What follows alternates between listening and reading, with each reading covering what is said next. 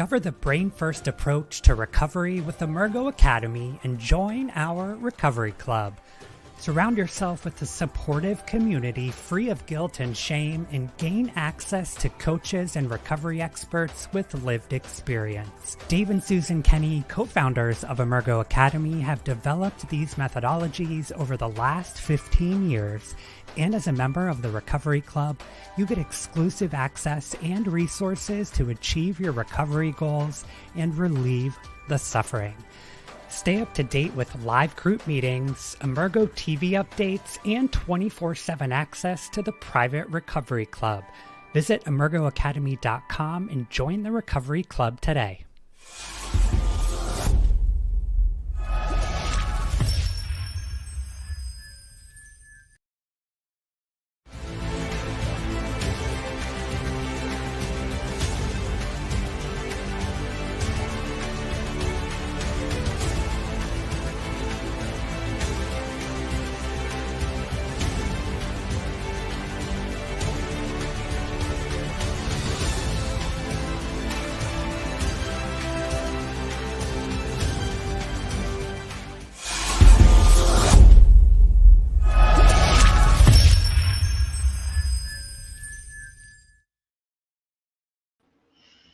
Well, hello and welcome to Emergo TV Live and in person. My name is Dave Kenney. And I'm Susan Kenney. We are the co-founders of Emergo Academy, and Emergo Academy also has this wonderful live TV call-in, question, text, whatever it is, streaming thing. And we're here for the next hour to talk about everything, anything, all things about recovery, addictions, self-destructive behaviors, and how to help you rise above. Why does rise above fit? Emergo is a Latin word and it means to rise above. To emerge. To emerge. To emerge. Emergo is the Latin root to emerge. And let's rise above in our life. So before we get into that, because we've got some questions that were submitted by some of the coaches in our class today. Today, we're celebrating, like I feel, a true story. This afternoon, about 2 o'clock, I went for a walk with the dogs, and I started clapping out in the park. I just felt like it was appropriate because today was a big day. We graduated our 8-week certification, crisis and recovery coaching certification, with an amazing group of humans all over the globe. And we are so deeply grateful for all of them that joined the course and completed the course. And yeah, my heart is full. My heart's full and heart it's empty. Like it really is. My heart's full because it was an amazing 8-week run. Mm-hmm. And went by like that's that. the thing is like, so anyway, I'm glad we have the coaches club for all of our graduates can join the coaches club. So we get to see them. The party continues. Yeah. So I guess that shouldn't be that sad. I'm thrilled and to see the growth in individuals. Some had a tremendous amount of coaching experience and recovery experience. Some had zero coming into it. And to see the growth personally and professionally has been inspirational for me. It's been really humbling and inspiring. And how they've crafted their businesses throughout, like the last couple of weeks have been phenomenal in people getting great clarity on how they're going to use their certification to be a superhero. So in case you don't know, at Emergo Academy, you can join in the 8-week program to become an internationally certified crisis and recovery coach. Anybody who's run into an addiction issue in your family, that's a crisis. So crisis and recovery coach is an 8-week program. But what we've been doing the last 10 days, and we still have another week of this, is private one-on-one coaching with our coachees and the students in the class, helping them shape their message, helping them, we have people who, wonderful lady in the UK who wants to open or has opened and is going to work in a woman's shelter in the UK. Bigger than a women's shelter. Like it's a home where she is going to house people, train women, teach them, love them, care for them. We've got equine therapy with retired military. It just goes. And somebody from our last class contacted you about roots and coaching with moms and nutrition.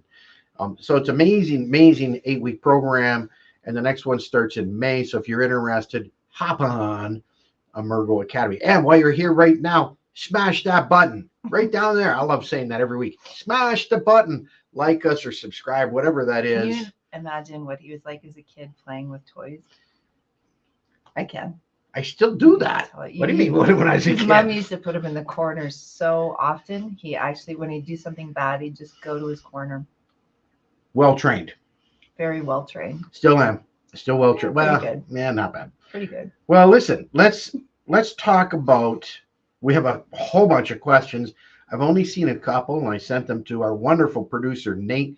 And you'll hear from Nate at the half-hour mark here of our show. But Nate is an amazing producer, podcaster extraordinaire. Anybody want anything with podcaster streaming? We wouldn't be here without Nate. Or moms or dads. That's true too. Well, Nate owns this one. Nate does. So Nate, why don't you fire away, buddy? And you can throw us curveballs.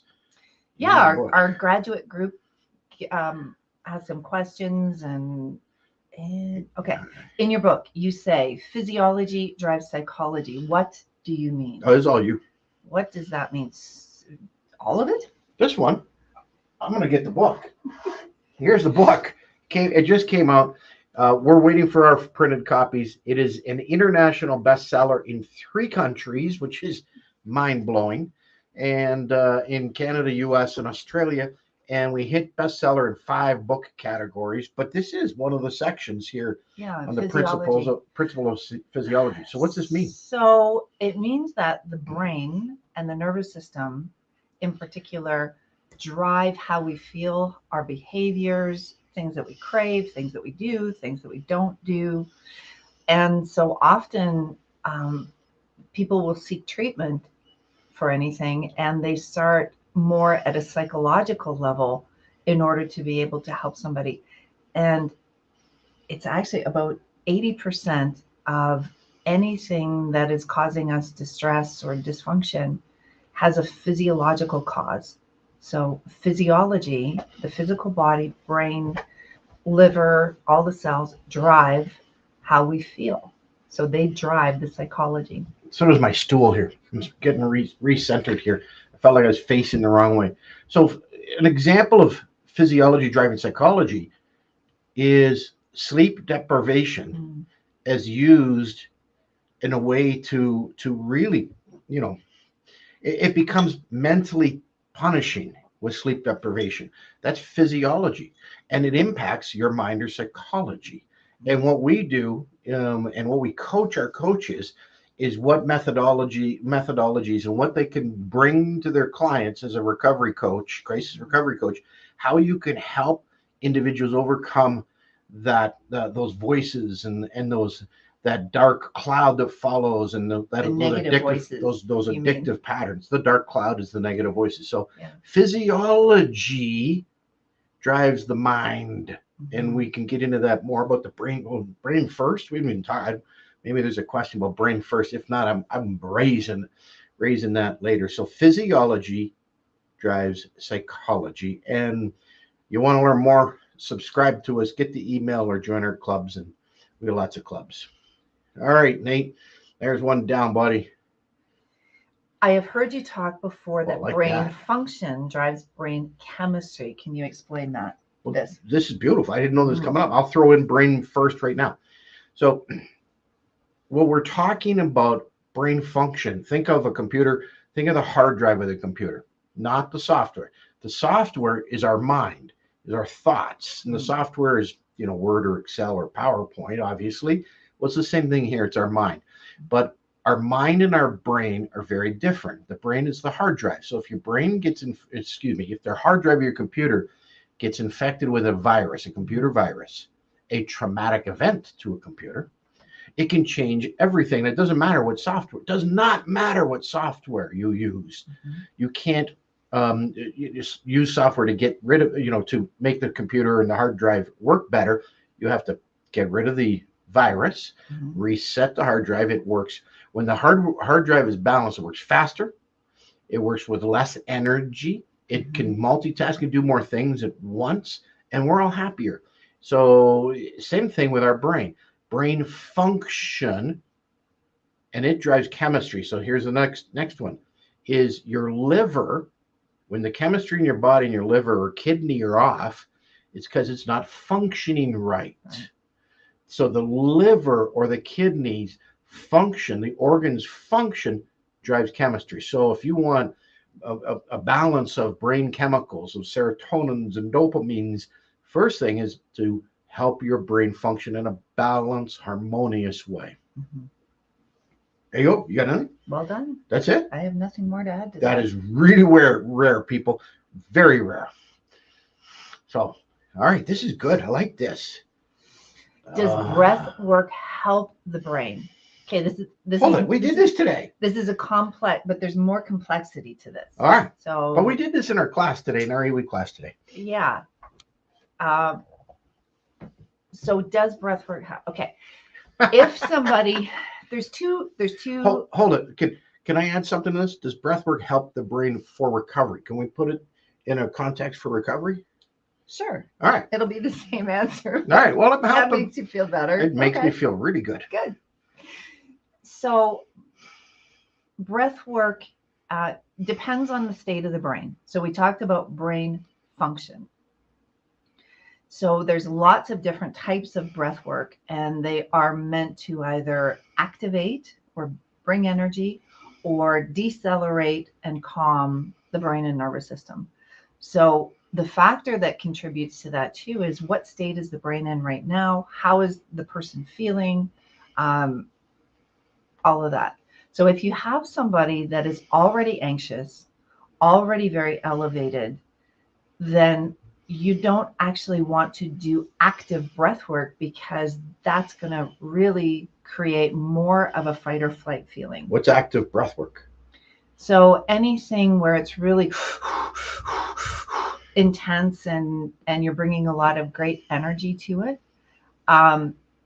If today we did the breath work, what is it called? The physiological sigh. The physiological sigh. And so this is when somebody is elevated. You can do this. Let's do this real quick. And then okay. Nate, after this, we'll go to a break. But go ahead. You got a minute on this one. All right. So the physiological sigh, there's a lot of science behind this. That's actually what it's called. Mm-hmm. And what you're doing is taking 2 sharp breaths in, either through the nose or the mouth. It doesn't matter.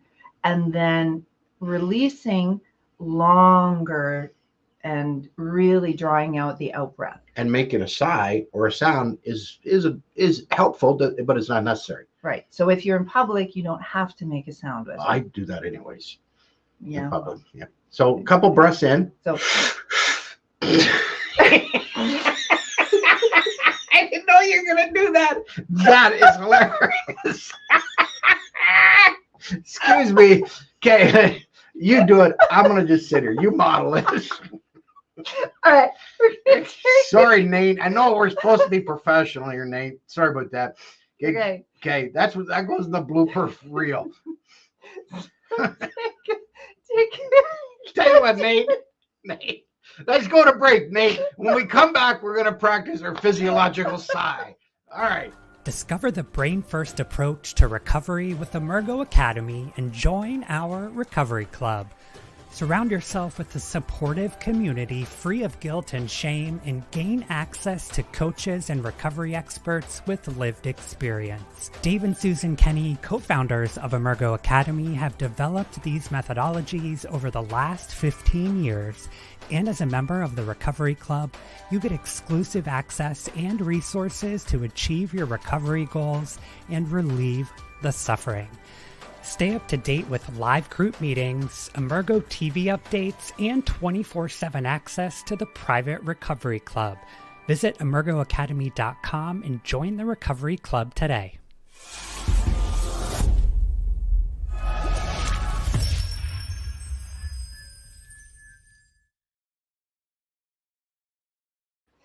All right. So after that commercial, I'm going to talk Dave through it.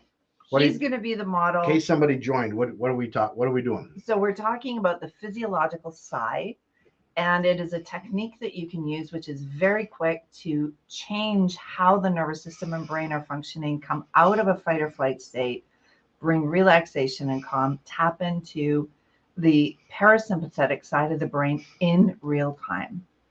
So, Dave, we're going to do this 3 times if you want to join it. Make it twice. I'm like, come on, we No, got to move you're going along. to do it 3. All right. Okay. I said I'd model it.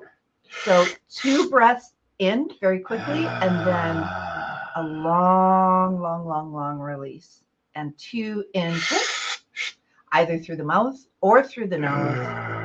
And how about you do it quietly? So. Oh, so you can talk? Yeah. Okay.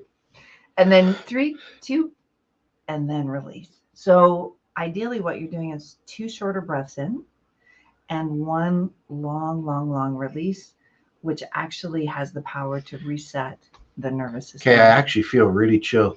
I know, I'm serious. I really do. I got a tingle in my legs, and I feel very chill. I can use my late night FM radio DJ voice now. All right, Nate, let's move along. Get us out of that question. I want to stop using. So using typically means drugs. I've tried many times. I colorful word, hate it, but I end up using after a few days, a week at the most. So a week later, I'm using. I can't afford treatment. Okay, yeah. What can I do? I'm so depressed and lost. Boy, we ran a residential program. We haven't provided our background today. For over 12 years, we've worked with 2,000, 2,500 families and individuals. We've had a big team. We've had a medium-sized team. First of all, we've heard this, and it's courage for somebody to submit this question. It's big courage, and I really, I just really want to connect with you in that way. There is hope. First of all, there's hope. My first message is one of, I believe, this message right here tells me you do want something else in life. You want something better in life. You want to end the pain. It also says there's a lot of confusion, but the most important part of this message is you taking that step and sending this, which means there's a want inside in your spirit for something better. And we do believe in greatness in everybody, even people that have been using. So we can get into, I don't want to get into it today, but the brain drives this. So an addiction, there's no one definition. You're okay. I got to spend a minute with this. This is a big question. Yeah, it is a big question. That addictions are defined. There's no one definition. It is defined by as a brain disease. It's the medical model. Or a brain disorder, which is it's in the DSM-5, which is for psychology. So I don't care in psychiatry. I don't care if you subscribe to the disorder model or the disease model. They both identify the brain as driving this, and get that. That's why whether it's a cigarette or cocaine or alcohol or gambling or porn, it doesn't matter, that the brain is in an imbalanced state and it's seeking relief to feel better. So we get that. So, right now there is hope. First of all, I guess I should have started this. If you are in peril, and I mean this, if you're in peril, please talk to family, please talk to a friend, please get help immediately today, right now. If anybody listening to this, whoever wrote this, if you're in peril, like you think you can't go on, we need you. The world needs you. And we have had this conversation. Seek out friends or family or somebody in your network for support. Get to a hospital, get to a doctor if you're in that level of urgency today. Beyond that, you're not powerless. And I offer this to you right now for everybody in recovery. You are not powerless.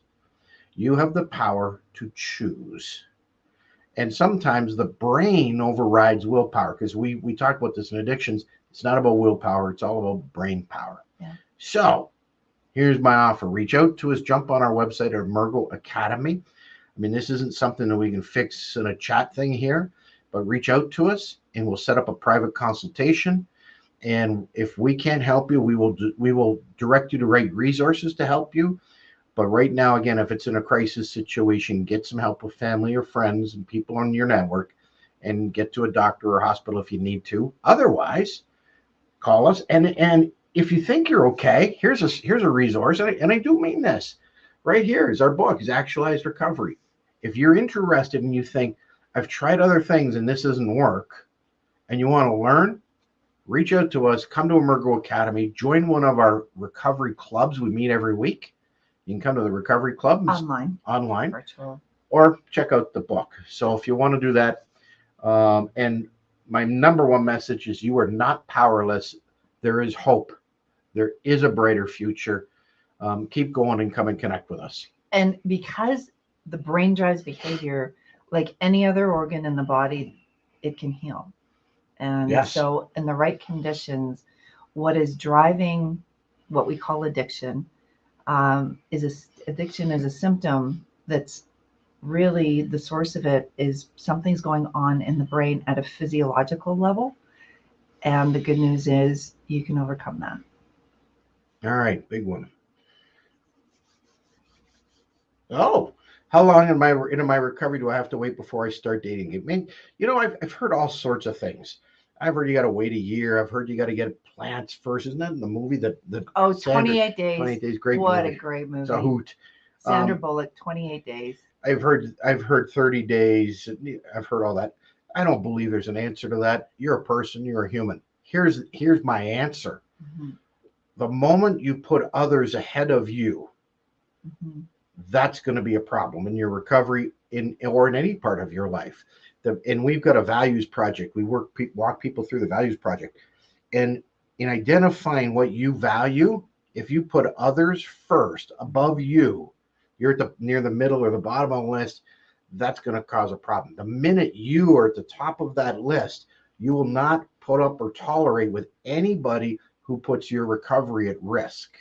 So relationships can be a wonderful thing, mm-hmm. as long as you keep yourself at the top of the list of things that you value.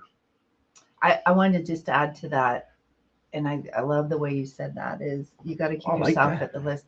I don't believe that there's a time frame. No. We all need to feel connected. We all need love. We all need to have relationships and connections. And that's one of our 5 principles is connections. And they are the most important thing. And so particularly when you're trying to distance yourself from maybe some other behaviors, the only thing to look at is the person that you're inviting in that is going to be intimate. What are their behaviors like? Because if you're trying to stop drinking, taking drugs, cigarette smoking, certain behaviors, and that person does all of those things, that's going to be pretty difficult for you to maintain what you really, really want. So, but if that person is healthy, has really healthy habits, has a good circle of friends, just don't get lost in somebody else. Maintain, what is important to you through your values. And I think love is really important. Yeah, and there's no telling when it comes up. Right. So the number one thing, though, is if you've had a stream of broken, chaotic, abusive, dysfunctional relationships, so the name of the person has changed, mm-hmm. but the behaviors seem to follow each person, that's a sign you need to reevaluate yourself, not others. It's not about them. It's about what you invite into your life. And if these behaviors are a constant, take a look at what it is that you're tolerating in life, where you think you are, the values that you have. Or do you sacrifice you to make others happy? Because ultimately we become bitter. That doesn't work. So we can talk about that and leaving the victim role, becoming a heroic role, and all those things. But relationships are great as long as you are clear on your values and your boundaries. Well said. Thank you. I stopped drinking, but I do still enjoy alcohol-free beer. My sponsor says that's okay and encourages me to stay with alcohol-free beer to support me not drinking. That's a big one. Can I have a piece of this? You kick it off. So first of all, there is no such thing as an completely alcohol-free beer. So, Welcome to marketing and right. mislabeling. So let's just start there. The other thing is when you look at life from a brain point of view, whatever it is, we have neural pathways that are formed when we do certain behaviors. So if drinking beer was one of the things that you no longer want to do, and you're drinking non-alcohol beer, your brain, you're much more likely to just slip back into an old pattern rather than just stopping. So I'm apt to say 100% is really easy, 99% is hard. And there's also, I know you have more to add to this, but there's also when we look at how well a brain functions, I'm looking at nutrient content. I'm looking at everything that goes into the body. How does it affect the brain? And just because it's lower alcohol doesn't mean that it doesn't have pesticides. It doesn't mean that it has doesn't have the gluten and the water it was used and all of those. It's in an aluminum can, which all of those things can have much longer impact on the brain too. As a coach, I'd love to have an opportunity to coach with this individual, because one of the things I would explore is the relationship with alcohol. Like, that's what it sounds like to me when I read that question. There's a relationship with alcohol. In other words, good times are only happening when I'm drinking a beer, regular or not. And if you've had a real problem with alcohol in your life, the analogy that pops into my head is somebody who has had a problem with gambling, has lost homes and families and businesses, but now they get on one of the free gambling sites on the internet and they go, I don't have a problem, I'm just going to gamble for free. You are playing a Russian roulette because you're teaching your brain and you're repatterning your brain. And it's at some point you're going to go, wow, it's $2, then it's $5. Well, it's the same thing here. This is like cigarette smokers. You've used this one before. Is that cigarette smokers go, well, you know what? On Friday night, I'll just smoke on the weekend. Just that's it, and not the rest of the week. If the brain doesn't work that way, or body doesn't work that way, and that's one way to create cravings. And so toxins are toxins. Toxins are toxins. And if you really believe you need an alcohol-free beer to have fun or connect socially, then maybe it's the social circle. And that's, again, something to think about with values. So that's why I said I'm guessing here, because I would ask, I would actually ask a lot of questions before I began to shed any light on this. But there's some possible answers to that, and we really believe if you're going to do this, 100% cannonball in. I say cannonball in, and let's do it. And if it's not fitting, the question is, how come? It's time for a commercial. No, we got 2 minutes. Let's go. We'll crank this one out. All right. How do environmental factors influence the risk of addiction? That is not a 2-minute answer. Yeah, it is. Easy. How do environmental factors influence addictions? A lot. Again, you know, you're a gambler guy, and this is a true story. We gambler person, 5 years, and celebrating. Hey, Dave, it was 5 years I haven't gambled. Oh my God, yeah, that's amazing, great. What are you going to do? He said, well, actually, I booked a trip with the family. We're going to Vegas. What? That's a bad deal. And everybody who's listening to this story would get it. That's a bad deal. So environments, going to the pub, the corner pub, all of those things, going to a party knowing there's drugs there and you've had a problem with drugs, bad deal, because the brain will want things. Keeping the cookies in your pantry. Not setting you up for success. No, it's hard because there's that pattern, and it goes boom, I want it, and it's right there in front of you. So your environment plays a critical role. Oh, here's the other thing. The environment plays a critical role in actually improving and enhancing your brain. When you lived in an impoverished environment, truth, there's a study, Marion Diamond did it at a California, what's university? University of Berkeley. Berkeley in the 60s, she and her team studied rats in an impoverished environment. The brain shrank in size and function. And in an enriched environment, friends and connections and toys stimulation, to great toys to run food, on. love, movement. The brain actually grew in size Mhm. and grew in function. And those rats lived a lot longer. And what do you want? What do you want bigger? You You want want the biggest brain in the you room. want the biggest brain. So environment, an enriched environment is a massive help for your brain and brain function, which will impact your life. All right, Nate, we got a great commercial coming up, folks. Enjoy this. Hey there, are you enjoying this live stream? Well, I'm the one that helped Dave and Susan bring Emergo TV to life, and I could help you do the same. My name's Nate Kelly, and I'm the founder of Pod Studio, a full-service podcast production and coaching company. I took my first podcast, The Sobriety Diaries, from launch to the top 3% globally in the first 90 days, and I've created this framework to help you achieve the same. Whether you have an existing show and you're looking to kind of level things up, or you're an aspiring podcaster that wants to hit the top of the charts, I'm your guy. Head over to podcastnate.com and book a discovery call so we can talk about your goals and develop a personal plan to launch your podcast, your webcast, your live stream, your social media live event. It's all about unleashing your voice and amplifying your impact. Again, podcastnate.com, book a discovery call, and I'll see you soon.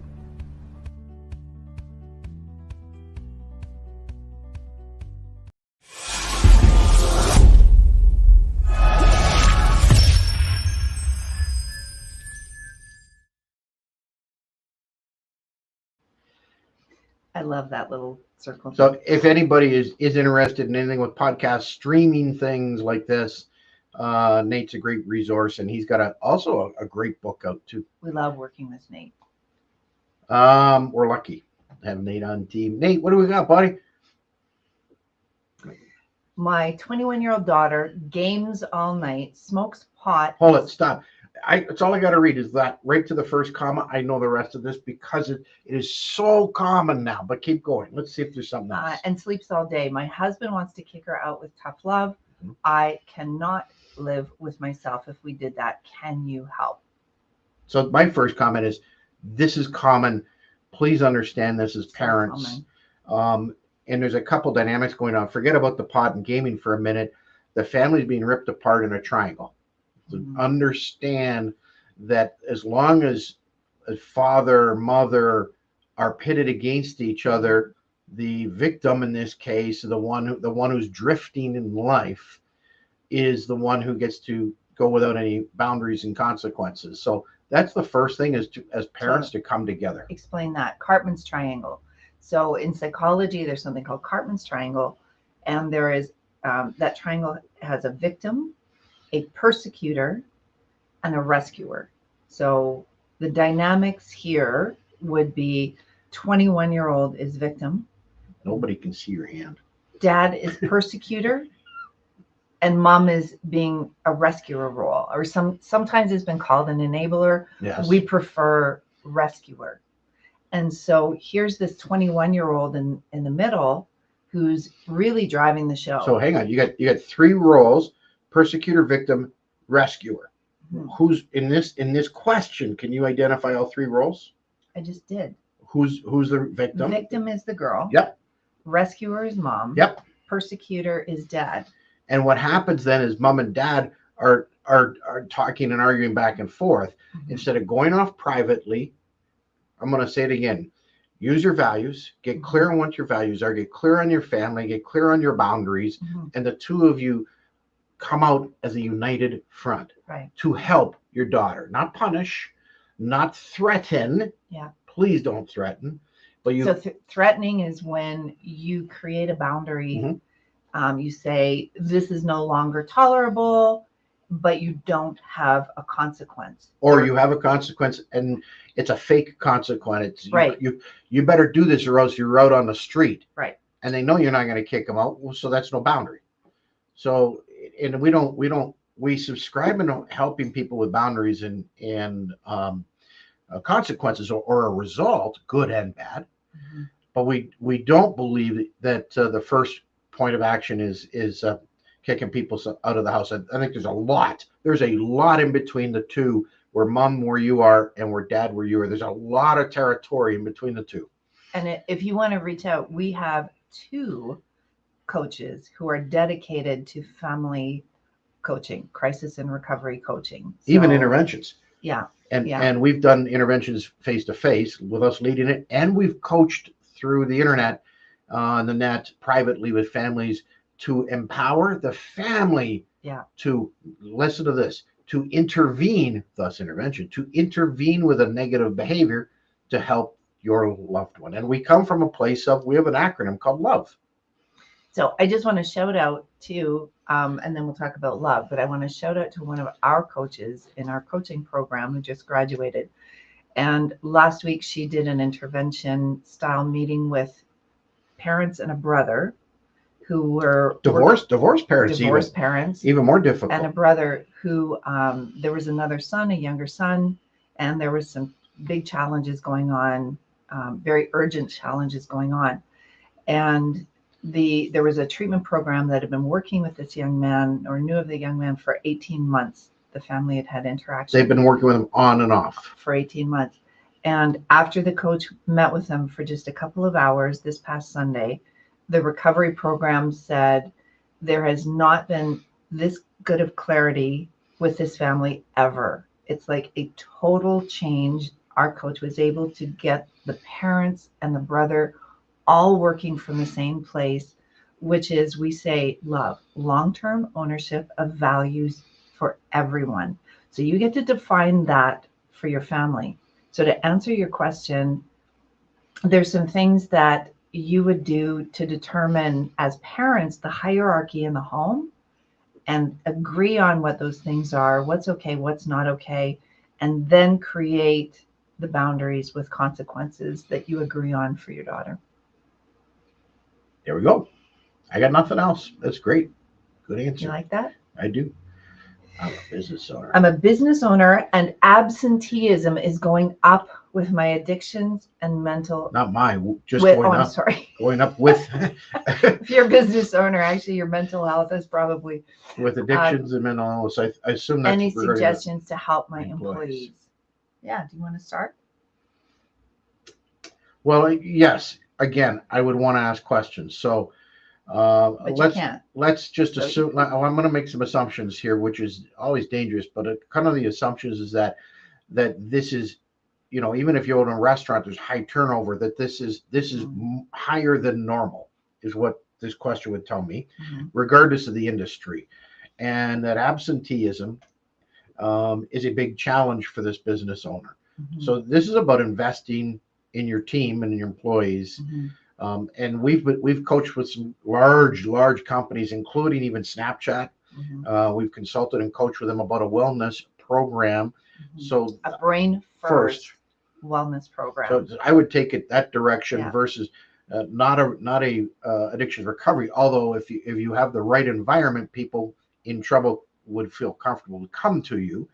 But this is about creating an environment that is, especially in today's day and age, where you understand, you as a business owner understand some things that you can bring to the table to help people with their mental illness. I'm trying to remember the woman with the sleep pods. Ariana Huffington.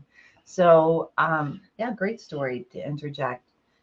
Ariana Huffington was working, and she has the Huff Post and many other businesses, and was just burnout, not doing well. And she actually collapsed one day and hit the corner of her face and her eye socket on her desk and did all kinds of damage here. When she went to her doctors, what they said is, you are sleep deprived, you are burnt out, you're not taking care of yourself. Physiology, driving psychology. Right. So one of the things that they have now at the workplace is sleep pods, so that people can go in and take a 10-20 minute little nap time and get refreshed. So it's looking at, I like what you said, it's not really focusing on the addiction. No, I would go to mental, wellness, well-being. Well-being. And beginning to educate and really pour resources into what you want. And what you want is for everybody to be well and for everybody to have a clear mind. And you can certainly do that as an employer. You can do a lot of incentivized things. So movement is massive. Have a meeting with somebody while walking somewhere. Right. Movement changes the brain function, changes the chemistry, and it creates greater creativity. Yeah. So movement is important. Believe it or not, a 20-minute nap in the day, you go, oh my God, I'm going to lose my employee for half an hour. No, their productivity will more than make up for that period, and they're healthier, happier, and making better decisions. But let's say you can't do that. Play and movement are fun. So let's say, just for a minute, brainstorming here, somebody owns a restaurant or something like that, or a dry cleaner. If you can, put a basketball hoop out back. And imagine somebody, not everybody's going to do it, but a couple people may do it. And next thing you know, you've created a different culture of movement and play. Play is phenomenal for the brain and our spirit and our overall joy and well-being. So there's some things that you can do there in nutrition. What food is in the employee kitchen? How much fruit is there? It's not about bringing in donuts. Nope. A bowl of fruit would be far better for well-being than the donuts. And the other thing too, we've talked about this in our book, and Susan's referred to this already, is connections. So what can you do as an employer to bring greater connections? What we used to do, believe it or not, axe throwing, loved it, and everybody loved it, and it changed the relationships and dynamics. You didn't have to come, and we wouldn't do it every week, but we would do it a couple times a year. And so what events can you do to create greater connection? And when you have connection, it helps mental health. You become more resilient. And people are caring about each other at work too. So yeah, we can spend a lot of time on that. What's the best things to have in a relapse plan? Okay, this is too juicy. I'm going to pass it to you though. This is juicy. So if you've known us for 5 minutes, now you have, we don't actually believe in a relapse plan. So it's like putting a destination into a GPS that you don't actually want to go to. So you're creating a plan, which is implanting these thoughts in the brain to normalize it and to also, it's okay. There are programs that have to do a relapse plan because they didn't work with the brain first approach. So if you don't, the success rate is going to be quite a bit lower, and people are going to typically white knuckle through it. So when you look at actually going to the source, which is the brain and nervous system, and you're really bringing into balance whatever imbalances were there, then we want you to focus on your life moving forward and bringing in things that you really, really want, not focusing on a relapse plan. So relapse plans come from outpatient programs or inpatient programs, long-term care programs. And we ran one. So we didn't do a relapse plan. What did we do? Because it is important to create a plan after the program or after the whatever program that you're in, inpatient, outpatient. So if we didn't do a relapse plan, what do we recommend people to do? We focused on what you do want, and we created a vision board or something tangible, or had people research before they left where they could grocery shop, what recipes they could use, where are the gyms, where's the yoga studios. And we did something called Big Rocks. And Big Rocks was filling your schedule with the things that are most important to you. Put those in your calendar first, or in your schedule first, and let everything else fit around that. So you're setting yourself up for success, not failure. So you can call it a wellness plan, but one of the things, you've come home from work, you're driving home, and you are frustrated and you are stressed, and you've had maybe you've lost an account or two, and a boss upset, employees didn't show, whatever it is. There's a lot of stress, and coming home, and you used to have a drink or smoke something or do something. The wellness plan you already have in place is moving your body and exercise. And we cannot stress it enough. We know how healthy it is for our bodies. Movement is incredible for the brain, unbelievably positive for the brain. So that might be a practice that you do. Maybe it's some mindfulness, maybe it's meditation. Well, from another physiological point of view, the brain needs three things. It needs hydration. So it's really important to have great hydration throughout the day and in the evening. It needs glucose. So the brain survives on glucose and oxygen. So with that, we're going to take an oxygen break. I'm going to work on my breathing, the sip of air in and the long breath, the physiological sigh. And I'm going to settle my nervous system down while Nate plays this great. Discover the brain-first approach to recovery with Emergo Academy and join our recovery club. Surround yourself with a supportive community free of guilt and shame and gain access to coaches and recovery experts with lived experience. Dave and Susan Kenney, co-founders of Emergo Academy, have developed these methodologies over the last 15 years. And as a member of the Recovery Club, you get exclusive access and resources to achieve your recovery goals and relieve the suffering. Stay up to date with live group meetings, Emergo TV updates, and 24/7 access to the private Recovery Club. Visit emergoacademy.com and join the Recovery Club today.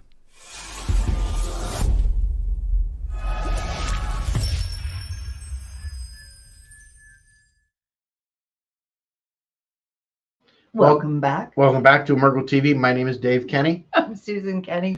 And we are here about all things recovery. And we've got some people here watching. You're welcome to put in any question at all. You're welcome to.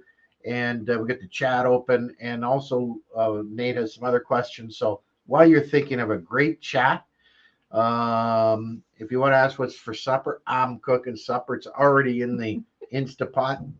Boom, love that. And we know, but it is important. Our nutrition is equally as important for our recovery and our well-being and thriving in life. So we do keep that as a priority in our life. So Nate, what else you got? I've been sober for 3.5 years. How long do I have to say I'm an alcoholic or I'm in recovery? Recovery. I like it. Yep. Recovery. I know. So been sober for 3.5 years. First of all, stop, celebrate. What we don't do in life is celebrate the wins as much as we beat ourselves up. Like, that is massive. So, whoever you are, that's an incredible turnaround in your life, and there's more to come. So how long do you have to say you're an alcoholic or you're in recovery? Well, how deep do I go on this one? You got time. Well, this is an important one. It's not time. It's a philosophical difference here. We don't use labels like alcoholic, drug addict. We don't use those labels. Sometimes while we're talking, we'll talk about somebody with an alcohol challenge or problem.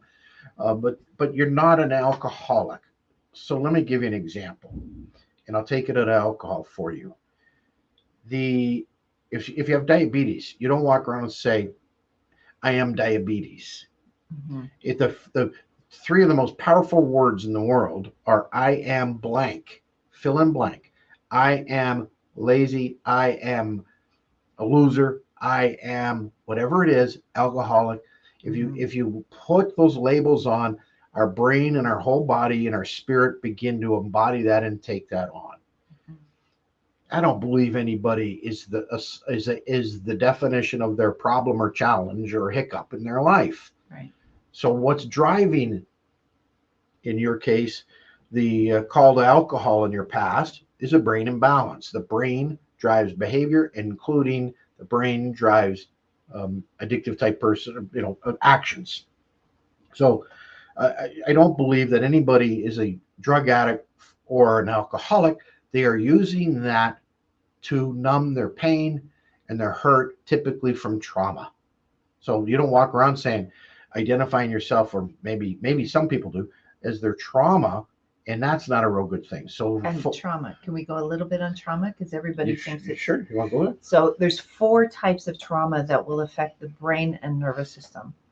And one is emotional traumas. There's things that happen to us either shockingly once or over a long period of time. There's physiological trauma, which means it's a concussion, an accident, an injury of some type to the brain and the nervous system. There is mental traumas, which are stress or distress for short or long periods of time, which can be disruptive. And there's also chemical traumas, which are from illness, flus, food poisoning, things like that that affect. So it's not just emotional traumas. You can have something disruptive in any 4 of those traumas. The other thing too is to focus on, I'm in recovery. You can say that, and that's fine. If that's where you feel is appropriate. But my question is, what do you want? Mm-hmm. And most people, when you answer that, when we've asked a lot of people this question, 90%, 9 out of 10 people will say, I want to be happy. Mm-hmm. Well, that's not recovery.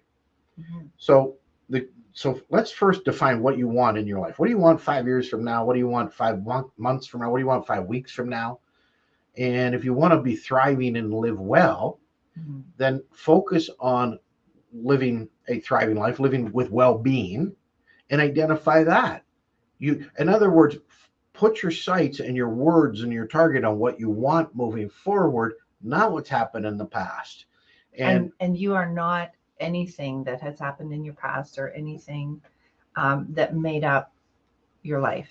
And so the other answer to that question is, we don't believe, even when you're using a substance, that you have to identify yourself as an addict or that you're in recovery when you stop using substances. Well, frankly, our experience and our studies, and it's extensive, show us, and we've looked at a lot of brains with technology, show us that people have gone through significant traumas and are using a substance or a behavior to seek relief from the pain. Right. That's what's really going on. And so it has nothing to do with alcohol or gambling. It has to do with going deeper at a deeper level and understanding that, and then figuring that out and living a life of being well or well-being. So I hope that helps, because that's a great story. 3.5 years. By the way, we all love comeback. What's the favorite movies? My favorite movies are comeback movies based on a real life story. Yeah. And you are living one right now. Yeah. Congratulations. Is recovery coaching better in groups or private one-on-one sessions? Well, one session. I'll tell you, the best recovery groups is when Susan runs them. Yeah. I don't know why, but Don't know. I'm just because I make cookies. I'm scoring points. We've done both. I love doing both. And both are dependent. I mean, which one's better? It just depends on the situation. Right. And there are some things in a group session we will not raise, that we will raise, or somebody shared something in a private session we won't raise in a group. That is not appropriate. There are some things we still believe that there's some boundaries there, so people feel emotionally safe. But both work. Both are magic. Now, the way that we run recovery coaching might be very different than the way the rest of the world is running recovery coaching, including groups. So our groups, for the years that we've done this, are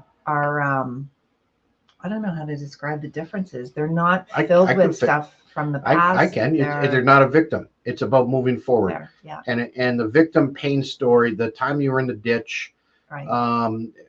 Some context may apply. You're dealing with grief context, but living in that story is not helpful for you or others. So groups are great. Private sessions are great. It really depends. I remember one young man that came to us in a recovery program, and he had been to another residential recovery program. And when I was meeting with him, he said, I think I was worse coming out because I was truly traumatized by listening to somebody else's stories. There was 2 people in particular that he cited. And he said, I didn't even know those things happened in the world. I didn't need to know that. It has absolutely stayed in my brain ever since then. We got to crush one last question. Nate, throw us a curveball, buddy. Come on. I love curveballs. Like these ones have been easy. What are the most common misconceptions about addiction? Oh, I got some myths. Can I bring up some myths? Sure. Is that you're powerless? Yeah. So that you're powerless over blank. No, you're not. Logotherapy, Viktor Frankl teaches us there's a stimulus and there's a response. So there's an event, a boss yells at you, a parent yells at you, a kid, something happens, and there's a response, which is a choice. In between the two is a gap. You have power. That's all I'm going to say today. Here's one myth. Anyway, that you're weak. Oh. That you lack the ability for willpower, self-control. We've had so many people say they just lack willpower. They're just they're lazy and lack willpower. No, it's not about willpower. No. And anybody that you know that struggled, you can see the quality of their character and how hard they try. So willpower is not what they're lacking typically. Okay, as we wrap up here today, Emergo is a Latin word to emerge and to rise above. Susan, what is it today or tonight or tomorrow, the next 24 hours of your heart beating, eye blinking, lung breathing life? What are you going to do to emerge and rise above? Tomorrow morning's date morning. Oh.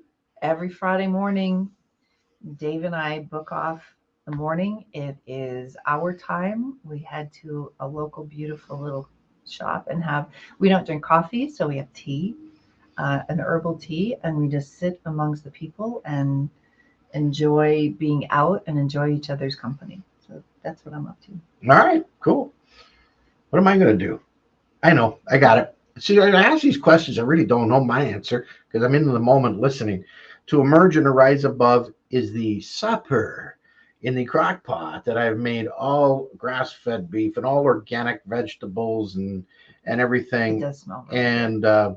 And nourish our bodies. And then the second thing we're going to do is we're actually going to turn technology. Well, I'm turning my technology off. I may have my phone on for a little while, but I'm off the office, out of the place, and I want to connect with you tonight over supper and share some and celebrate the 8-week graduation that we had with our recovery coaches. So if any of this interests you, smash the button below. Smash it. Even if you're watching this in a recording, smash the button, invite people, share this, come to our website at emergoacademy.com. You can reach us there. Again, I'm one of the co-founders, Dave Kenney. And I'm Susan Kenney. And we want to offer this resource to anybody and everybody.